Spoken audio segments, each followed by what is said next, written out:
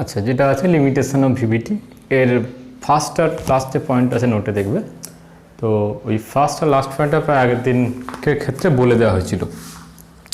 First যেটা কী আছে না, অক্টাহাইড্রাল টেট্রাহাইড্রালের ক্ষেত্রে মানে দুটো জিনিস ফার্স্ট যেটা আসছি তোমার হচ্ছে D1, D2, D3 আর D9। আচ্ছা, D1 আছে, D2 আছে, D3 আছে আর D9।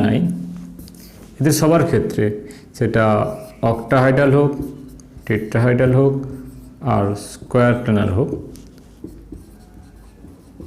সবার ক্ষেত্রে কী আছে না, আনপেয়ার ইলেকট্রন যেটা number of unpair electron equal আছে। তাহলে নাম্বার অফ আনপেয়ার ইলেকট্রনের উপর ডিপেন্ড করে যেটা ম্যাগনেটিক মোমেন্ট করি, আর ম্যাগনেটিক মোমেন্টের উপরে ডিপেন্ড করে স্কোয়ার প্ল্যানার হবে নাকি টেট্রাহাইড্রাল নাকি অক্টাহাইড্রাল, মানে যেটা MnBr4 এর ক্ষেত্রে করেছিলাম। ম্যাগনেটিক মোমেন্ট থেকে সেটা কোন জিওমেট্রিতে আছে সেটা বুঝতে পেরে গেছিলাম হাইব্রেশন থেকে। হাইব্রেশন বের করে নিয়ে যে তার ম্যাগনেটিক মোমেন্টের সঙ্গে কোনটা ম্যাচ করছে। কিন্তু সেই জিনিসটা এই D1, D2, D3 আর D9 এদের ক্ষেত্রে ভিভিটিতে এক্সপ্লেন করা যায় না। কারণ ঝামেলাটা কী হয়েছে না, ভিভিটির ক্ষেত্রে সবার ক্ষেত্রে অক্টাহাইড্রাল, টেট্রাহাইড্রাল, স্কোয়ার প্ল্যানার যাই হোক না কেন, সবার ক্ষেত্রে একটাই কী করি না, মেটাল আয়নটাকে এঁকে ফেলি। মেটাল আয়নের ডি যেটা 3D 4D 5D যাই হোক, সেটা 3D বা যাই হোক, তার ডি অরবিটালটাকে 3D যে সাবসেলটা আছে 3D সাবসেলটাকে এঁকে ফেলে সেখানে ইলেকট্রনটাকে ডিস্ট্রিবিউট করি, ইলেকট্রনটাকে সাজি। তো মানে অক্টাহাইড্রাল, টেট্রাহাইড্রাল, স্কোয়ার প্ল্যানার সবার ক্ষেত্রে একটাই করি, কিন্তু এটা সবার ক্ষেত্রে একটা করে দিয়ে এক্সপ্লেন করতে পারেন D1, D2, D3, D9টাকে। এটার জন্য কোথায় যেতে হয় না, ক্রিস্টাল ফিল্ড থিওরি। সেখানে কি হয় না, অক্টাহাইড্রাল, টেট্রাহাইড্রাল, স্কোয়ার প্ল্যানার সবার জন্য এনার্জি লেভেলগুলো ডিফারেন্ট ডিফারেন্ট হয়। কীরকম ডিফারেন্ট বলতে না, সেখানে যে ডি আছে, যেখানে এখানে ডিটাকে যেখানে 5টা সেম এনার্জি মানে ডিজেনারেট অরবিটাল লিখেছি, ওখানে কি হয়ে যায় না, অক্টাহাইড্রালের ক্ষেত্রে নিচে 3টে ইকুয়াল হয়, ওপরে 2টো চলে যায় হায়ার এনার্জি। টেট্রাহাইড্রালের ক্ষেত্রে উল্টোটা হয়, নিচে 2টো লোয়ার এনার্জি চলে আসে, উপরে চলে যায় হায়ার এনার্জি, উপরে 3টে যায়। আর স্কোয়ার প্ল্যানারের ক্ষেত্রে তোমার নিচে যেটা চলে আসবে DXZ আর YZকে রাখবো ইকুয়ালে, তারপর XYটাকে, তারপর DZ স্কোয়ার আসবে আর XYটা অনেকটা হায়ার এনার্জি দেবে। টোটাল 4টে থাকবে আর X square minus Y square অনেকটা উপরে যাবে। আলটিমেট স্কোয়ার প্ল্যানারের ক্ষেত্রে যেটা হচ্ছে 4টে অরবিটাল আমার ইলেকট্রনিক ট্রানজিশনের জন্য থাকে, আর বাকি একটা X স্কোয়ার মাইনাস Y স্কোয়ারটা অনেক উপরে চলে যায়, সবার জন্য আলাদা আলাদা হয়। তখন কি এক্সপ্লেন করতে পারবো, কিন্তু যেখানে মানে ভিভিটিতে আছে এটা সবগুলো ডিজেনারেট সেম এনার্জি লেভেল আছে, এদের ক্ষেত্রে D1, D2, D3, D9কে এক্সপ্লেন করা যাবে না। হয়েছে এটা ফার্স্ট। সেকেন্ড যেটা আছে, VBT fails to explain the colours and characteristic of the absorption Spectra.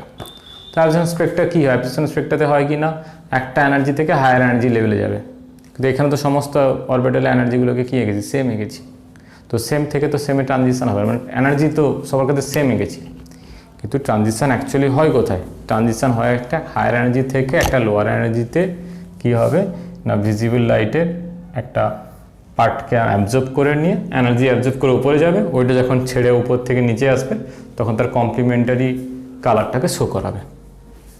সেই কালারটা আমরা দেখতে পাই, বুঝেছি, যে এনার্জি ওয়েভলেন্থে অ্যাবজর্ব করে তার কমপ্লিমেন্টারিটাই রিলিজ করে, সেটাই আমরা দেখতে পাই। আচ্ছা, তো তার জন্য কী হয় না, একটা থেকে একটা এনার্জি লেভেলে যেতে হয়। তোমার যদি এটা 3টে করে দিই, তোমার T2G থাকে, এখানে AG থাকে, ডিফারেন্ট এনার্জি লেভেল বলে তবে ট্রানজিশন হবে। Same energy level. আর ভিভিটি ক্ষেত্রে এঁকেছি কি, সমস্ত ডিগুলোকে মানে 3D সাবসেলের যতগুলো ডি আছে, DXZ, YZ, ZX, আচ্ছা, আর Z square, X square minus Y square, এই যে 5টা আছে সবগুলো কী হয়ে যায়, আচ্ছা XYটা মিস করে গেছিলাম, XY, YZ, ZX আর X square minus Y square, Z square সবগুলো ইকুয়াল হলে তো সেম এনার্জি লেভেলে ট্রানজিশন কী করে হবে, ট্রানজিশন কখন হবে না, এনার্জি অ্যাবজর্ব করলে উপরে যাবে, তখন আবার ওইটা যখন লোয়ার এনার্জিতে ফিরে আসবে তখন যে এনার্জিটা অ্যাবজর্ব করেছিল তার কমপ্লিমেন্টারি এনার্জিটা ও ছেড়ে দেবে, সেটা আমরা কালারটা শো করাবো, দেখতে পাবো।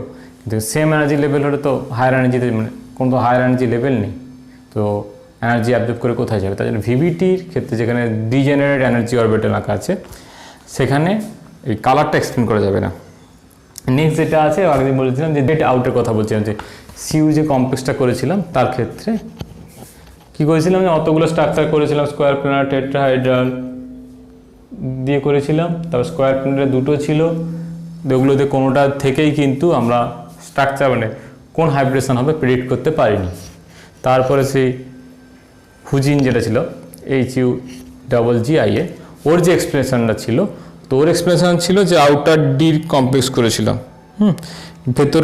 ভেতরের ডিটাকে নেইনি, এস নিয়েছিলাম, 4-এর দুটো পি নিয়েছিলাম, তারপরে চলে গেছিলাম 4-এর ডিতে, 4S 4-এর দুটো পি, তারপরে ডিতে চলে গেছিলাম আগের দিন যেটা করছিলাম। তো সেই জায়গা থেকে করি, তো সেটা দিয়েও কিন্তু অ্যাকচুয়ালি ওগুলো কিছু নয়, যেটা এক্সপ্লেন হবে D9-এর জেড আউট ডিস্টোরশন, যখন জেডি ডিস্টোরশন আসবে তখন এক্সপ্লেন হবে। তো সেটাতে এক্সপ্লেন করা যায়, বেসিক্যালি ওটা অক্টাহাইড্রালে জেড অ্যাক্সিসটা এলঙ্গেটেড হয়ে বেরিয়ে গেছে, তার জন্য ওটাকে আমরা স্কোয়ার প্ল্যানার দেখছি। আচ্ছা, সেটা কিন্তু ভিবিটিতে এক্সপ্লেন করা যাবে না। আচ্ছা, Ni+2-র ক্ষেত্রে আছে আরেকটা জায়গা আছে, যে Ni+2 আছে, নিকেলের গ্রুপে কি আছে, নিকেল, প্যালাডিয়াম, প্লাটিনাম আছে। তো নিকেল যেটা আছে, নিকেল টেট্রাহাইড্রালও করে, স্কোয়ার প্ল্যানারও করে। নিকেলের ক্ষেত্রে নিকেল একই গ্রুপের আছে, তো সবারই D8 সিস্টেম, নিকেলের নয় 3D8, কার আছে না Ni+2 আছে, PD আছে আর PT আছে, সবারই হচ্ছে D8, এটা 3D, 4D আর 5D। ব্যাপারটা হচ্ছে কি না, সবার যদি D8 সিস্টেম হয় তাহলে ভিবিডি থেকে সবার মধ্যে কোনো সেপারেশন নেই, কিন্তু নিকেলের যেটা আছে, নিকেল কি করে না, নিকেল একই সঙ্গে সবাই তো টেট্রা কোঅর্ডিনেট, তো মানে স্কোয়ার প্ল্যানার করতে পারে আর টেট্রাহাইড্রাল করতে পারে, কিন্তু প্যালাডিয়াম আর প্লাটিনাম যারা আছে, where PD2 and PT2 forms only tetra coordinated planar complex, মানে স্কোয়ার প্ল্যানার কমপ্লেক্স করতে পারে, হয়েছে, এবং যার প্রপার্টি এবং কালার কিনা Ni2 থেকে অনেক বেশি ডিফারেন্ট। সবার যদি D8 সিস্টেম হয় তাহলে সবার কালারের যা সিকোয়েন্স হওয়া উচিত বা কালারের যা টাইপ হওয়া উচিত সব একই রকম হওয়া উচিত, কিন্তু সেরকম একই রকম হয় না, অনেকটা বেশি ডিফারেন্ট হয়। আর একটা আছে VBT can explain reaction rate and mechanism explain করতে পারে না। আচ্ছা, মাঝখানে একটা 5 নম্বর পয়েন্ট আছে, যে মেটাল আয়ন্স হ্যাভ বিন কম্পেয়ার, এখানে মেটাল আয়ন্স নিয়ে কথা হয়েছে, বেশিরভাগতে যেটা করেছি মেটাল আয়নের কাজ নিয়ে করেছি, লিগেন্ড নিয়ে একটুখানি করেছি, যে হাই স্পিন লো স্পিন ওইটুকু করেছি, তবে মেটাল সেন্টারের উপর ডিপেন্ড করে, হ্যাঁ মেনলি মেটাল সেন্টারটা এখানে করা হয়েছে, লিগেন্ডের ক্ষেত্রে হাই স্পিন লো স্পিন করা হয়েছে। কিন্তু অ্যাকচুয়ালি যেটা হয় যে ক্রিস্টাল ফিল্ড যখন থিওরি এলো তখন বোঝা যাচ্ছে যে ক্রিস্টাল লিগেন্ডের উপর ডিপেন্ড করে কতটা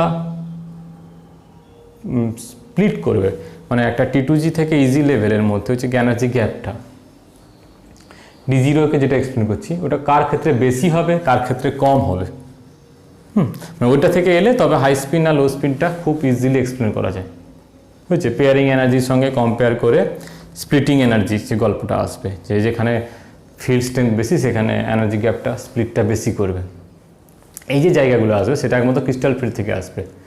ভিবিটি থেকে শুধুমাত্র মেটাল আয়ন নিয়ে কম্পেয়ার করা হয়েছে, লিগেন্ডের ব্যাপারে অত কিছু বলা হয়নি, হাই স্পিন না লো স্পিন একটুখানি হয়ে গেছে, বাদ দিয়ে যে field splitting energy pairing energy এই ব্যাপারগুলো করা হয়নি। আর লাস্ট পয়েন্ট যেটা আছে যে ভিবিটি ডাজ নট গিভ, হ্যাঁ এটা আগের দিন বলা হয়েছিল যে ভিবিটি ম্যাগনেটিক মুভমেন্ট, অনেকে যে নর্মাল ভিবিটি থেকে শুধু যেটা পায় সেটা হচ্ছে স্পিন অনলি ম্যাগনেটিক মুভমেন্টটা শুধু ভিবিটি থেকে পাওয়া যায়, বুঝছে, ভিবিটি থেকে এলএস মানে যেখানে অরবাইটাল স্পিনের সঙ্গে অরবাইটাল কন্ট্রিবিউশন থাকবে, মানে মিউ এলএস অরবাইটালের সঙ্গে স্পিন কাপলিং থাকবে, সেইটা এক্সপ্লেন করা যায় না। আর এটা বলছিলাম কি অনেকের ক্ষেত্রে অরবিটাল কাপলিং করেও তার নর্মাল যে ভ্যালু হয়, বুঝেছি, নর্মাল ভ্যালুর সঙ্গে মেলে না, কেন হয় না, আচ্ছা নিকেলের ক্ষেত্রে হবে না, তো কেন হয় না সেটা বলছি না, নিকেলের ক্ষেত্রে যেটা আছে D8 যদি নর্মাল যদি হাই স্পিন কমপ্লেক্স করে রাখি তাহলে করলে কি হবে, আচ্ছা D8টা করে দেখে, 1 2 3 4 5 6 7 8 দুটো আনপেয়ার পাচ্ছি, যদি হাই স্পিন কমপ্লেক্স করি দুটো আনপেয়ার পাচ্ছি। কিন্তু যেটা হয়